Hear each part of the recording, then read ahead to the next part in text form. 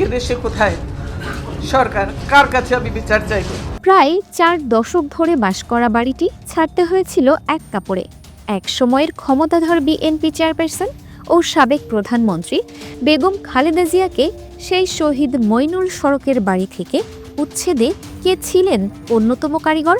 অন্যদিকে ডক্টর মোহাম্মদ ইউনূসকেই বা কেন গ্রামীণ ব্যাংক থেকে সরতে হলো? আজকের প্রতিবেদনে সাবেক সেনাপ্রধান জেনারেল মোহাম্মদ আব্দুল মুবিনের সেই বিতর্কিত ভূমিকা নিয়ে বিস্তারিত আলোচনা করা হবে। দীর্ঘ 4 দশক ধরে বাস করার পর ক্যান্টনমেন্টের শহীদ মইনুল সড়কের বাড়ি ছাড়তে হয়েছিল বিএনপি চেয়ারপারসন ও সাবেক প্রধানমন্ত্রী বেগম খালেদা জিয়াকে। 2010 সালে 13 সেপ্টেম্বর প্রয়াত স্বামী সাবেক রাষ্ট্রপতি জিয়াউর রহমানের স্মৃতি বিজড়িত বাড়িটি ছেড়ে আসার পর খালেদা জিয়া অভিযোগ করেছিলেন তাকে এক কাপড়ে বের করে দেওয়া হয়েছে। তিনি বলেন, দীর্ঘদিনের সংসারের সব মাল রেখে আমাকে এক কাপড়ে বাড়ি থেকে বের করে দেওয়া হলো। 2009 সালে শেখ হাসিনা সরকার ক্ষমতায় আসার পর থেকেই খালেদা জিয়াকে ক্যান্টনমেন্টের বাড়ি থেকে উচ্ছেদে উঠে পড়ে লেগেছিল। অভিযোগ রয়েছে, সেই সময় সেনাবাহিনী প্রধান জেনারেল মোহাম্মদ আব্দুল মুবিন ছিলেন খালেদা জিয়াকে ক্যান্টনমেন্টের বাড়ি থেকে উচ্ছেদের অন্যতম কারিগর। তৎকালীন শেখ হাসিনা সরকারের পরিকল্পনা বাস্তবায়ন করে তিনি খালেদা জিয়াকে বাড়ি ছাড়া করতে সকল আয়োজন করেন। দেশ স্বাধীন হওয়ার পর 1972 সালে অ্যাডজুট্যান্ট জেনারেল হিসেবে জিয়াউর রহমান পরিবার নিয়ে শহীদ মইনুল সড়কের 6 নম্বর ওই বাড়িতে ওঠেন। তিনি সেনাপ্রধান, সামরিক আইন প্রশাসক এবং রাষ্ট্রপতি হয়েও ওই বাড়িতেই ছিলেন। 1981 সালের 30 মে রাষ্ট্রপতি জিয়া চট্টগ্রামে এক ব্যর্থ সেনা অভ্যুত্থানে নিহত হন। ওই বছরের 12 জুন তৎকালীন অস্থায়ী রাষ্ট্রপতি আব্দুস সাত্তার ইজারা দলিলের মাধ্যমে সরকারি ওই সম্পত্তি খালেদা জিয়ার নামে বরাদ্দ দেন। প্রধানমন্ত্রী হওয়ার পরও বিএনপি নেত্রী ওই বাড়িতেই থাকতেন। নাটকীয় নানা পরিস্থিতির পর 2010 সালের 13 নভেম্বর বিকেলের দিকে খালেদা জিয়া অশ্রু নয়নে ওই বাড়ি ছেড়ে আসেন। বাড়ি ছেড়ে আসার দিনই সন্ধ্যায় গুলশানের কার্যালয়ে কান্নাজড়িত কণ্ঠে সংবাদ সম্মেলনে প্রায় 9 মিনিট বক্তব্য দেন বিএনপি চেয়ারপারসন। তিনি অভিযোগ করেছিলেন তার বেডরুমের দরজা ভেঙে টেনে হিঁচড়ে তাকে কক্ষ থেকে বের করে দেওয়া হয়। তিনি আরও মন্তব্য করেন, সর্বোচ্চ আদালতে বিচারাধীন মামলা নিষ্পত্তির আগেই তাকে জোর করে বাড়ি থেকে বের করে দিয়ে সরকার উচ্চ আদালতের সম্মান পদদলিত করেছে। ডক্টর মোহাম্মদ ইউনূসকে গ্রামীণ ব্যাংক থেকে অপসারণ।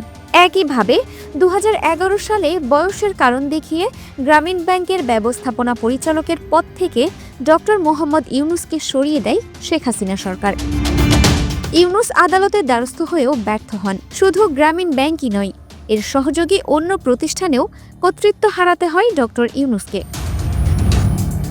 1983 সালে গ্রামীণ ব্যাংক প্রতিষ্ঠার পর থেকেই মোহাম্মদ ইউনূস এর ব্যবস্থাপনা পরিচালকের দায়িত্বে ছিলেন। তার কার্যক্রম বিশ্বব্যাপী তাকে গরিবের ব্যাংকার নামে পরিচিত করে তোলে। দারিদ্র্য বিমোচনে ভূমিকা রাখায় গ্রামীণ ব্যাংক ও ইউনূস যৌথভাবে 2006 সালে নোবেল পুরস্কারে ভূষিত হন। অনেকেই মনে করেন 2007 সালে জরুরি অবস্থার সময় ইউনূসের দল গঠনের চেষ্টা আওয়ামী লীগ সভাপতি শেখ হাসিনার সঙ্গে তার সম্পর্ক বৈরী করে তোলে।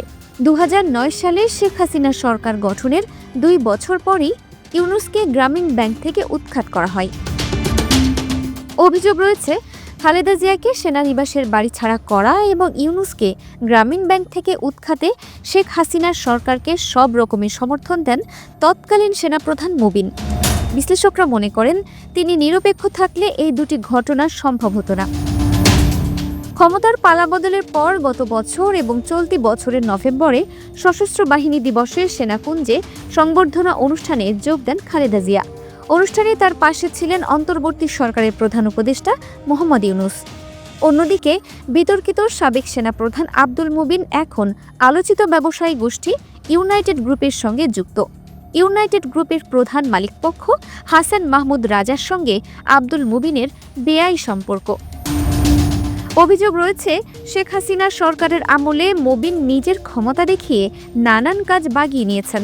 তাকে প্রতিনিয়ত সরকারের বিভিন্ন দপ্তরে ঘুরঘুর করতে দেখা গেছে। এমনকি ইউনাইটেড গ্রুপের নানা অনিয়ম, দুর্নীতি এবং অর্থ পাচারের সঙ্গেও আব্দুল মুবিন জড়িত।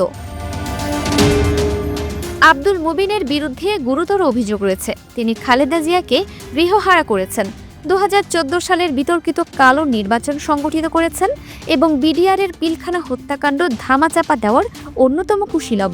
এত কিছুর পরেও সেনাবাহিনীর অনেক কর্মকর্তাকে আইনের আওতায় আনা হলেও আব্দুল মুবিনকে এখনও আইনের আওতায় না আনায় জনমনের নানান সংশয় দেখা দিয়েছে।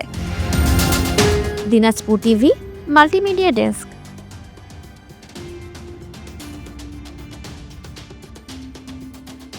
দিনাজপুর টিভি মানুষের জীবনের কথা বলে।